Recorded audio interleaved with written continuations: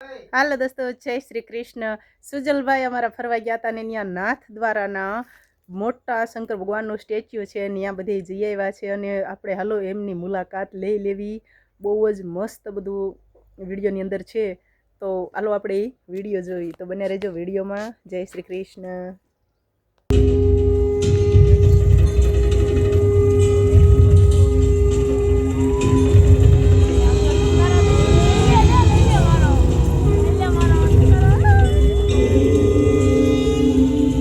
वंदे बोधमयं नित्यं गुरुं शंकररूपिणं यमाश्रितो हि वक्रोऽपि चन्द्रः सर्वत्र वन्द्यते। भवानि शंकरौ वन्दे श्रद्धा विश्वासरूपिणौ याभ्यां विना न पश्यन्ति सिद्धः स्वान्तः स्थमीश्वरौ। तुम त्रिभुवन गुरुवेद बखाना आन जीव पावन का जाना। विश्वनाथ ममनाथ मुरारी त्रिभुवन महिमा विदित तुम्हारी।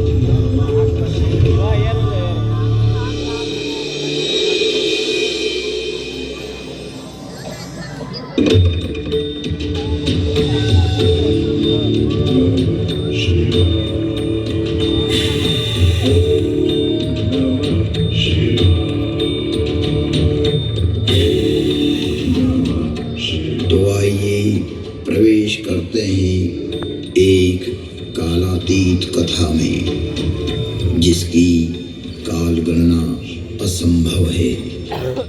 घटना युगों पहले की है कि जब अनेक अंतरिक्षों में अनेक ग्रहों पर उद्भव, पालन और संहार हो रहा था। अर्थात कई सारी सृष्टियों का प्रादुर्भाव और विलय हो रहा था। कई वहाँ की सभ्यताएं विकसित हो रही थी तो कोई नष्ट हो रही थी, और वर्तमान में भी यही क्रम अनंत कालों से चल रहा है और अनंत कल्प कल्पांतरों तक चलता ही रहेगा। यह अंतहीन क्रम है, परंतु यह घटना इस पृथ्वी नामक ग्रह की है कि जब यहाँ सब कुछ निशब्द था, समस्त पृथ्वी जल आप्लावित थी, तभी भगवान विष्णु ने वराह रूप धारण कर पृथ्वी के कुछ भाग को जल से बाहर निकाला, जिससे कालांतर में इस पृथ्वी पर जीव पनपने लगे। और एक बड़ी काल गणना के बाद यहाँ मानव पैदा हुआ, किंतु उसे किसी प्रकार का बोध नहीं था, किसी भी प्रकार की अभिव्यक्ति की समझ नहीं थी।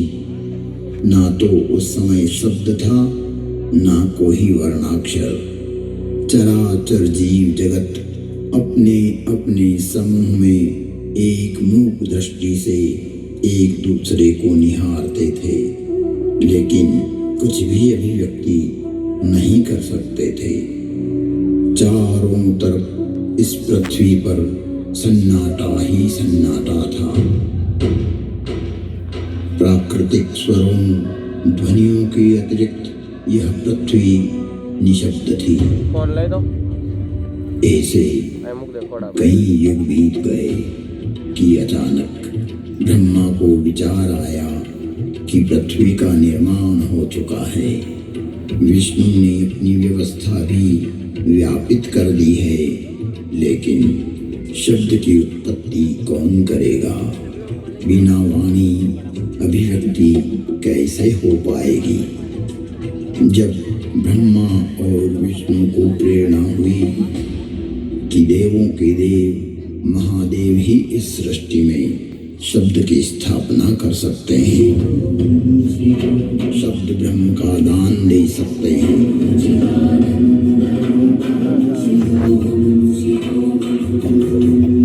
परंतु शिव का समय अधिकतर समाधि में ही व्यतीत होता था। जगत में वेद की स्थापना के लिए, मनुष्यों में, प्राणियों में सत्य, प्रेम और करुणा की भावना प्रकट करने के लिए, शब्द को देह देने के लिए महादेव को समाधि से जगाना अति आवश्यक है। जब ब्रह्मा, विष्णु और सारे देवताओं ने महर्षि पाणिनि को प्रेरणा की कि वो महादेव को प्रसन्न कर जगत में शब्द प्रकट करने की प्रार्थना करें,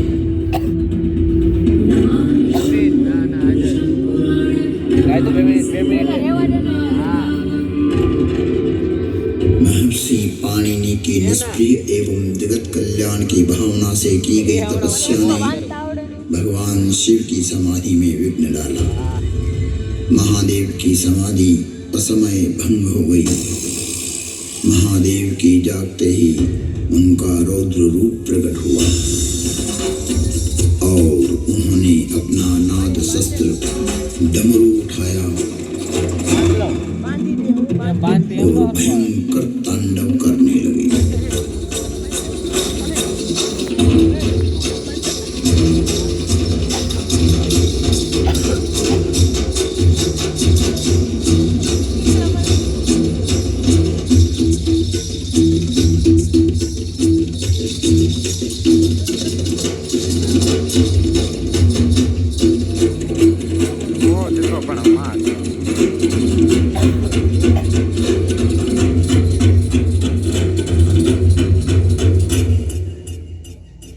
इतना भयंकर तांडव किया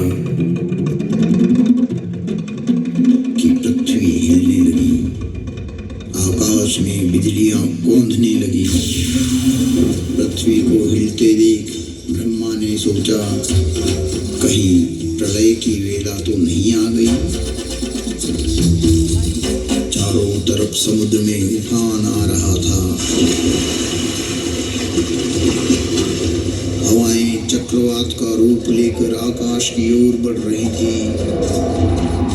पूरी पृथ्वी अपनी डोरी पर ऐसे डोलने लगी मानो पृथ्वी समुद्र पर तैर रही हो। तब महादेव ने अपना डमरू बजाया और उस समय समाधि में हुए विघ्न के कारण तांडव करते हुए मानो अपने इस नाद से संसार को बधिर कर देंगे, इस सृष्टि को समाप्त कर देंगे और उसकी तीव्रता को प्रकट करते हुए प्रचंड एवं भीषण गणगौर ध्वनियां पैदा करते हुए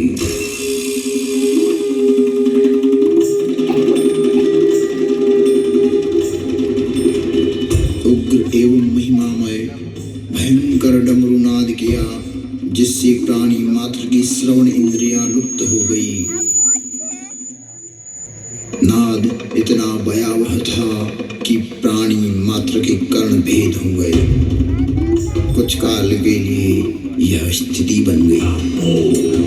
महादेव तांडव करते हुए अपने उग्र नाद वाद्य से शाब्दिक रचना की, जो आज इस भूमंडल पर शब्द और श्रवण का कारण है, जिसे महर्षि पाणिनि ने अवरुद्ध हुई अपनी श्रवण इंद्रियां पुनः जागृत होने पर शब्दों में पिरोया। जगत कल्याण के लिए महादेव की प्रेरणा से नाद वाद्य से निकली हुई ध्वनियां, जो आज इस संसार में व्याप्त है। इस भूमंडल पर कोई भी व्यक्ति किसी भी भाषा में अपनी अभिव्यक्ति करता हो,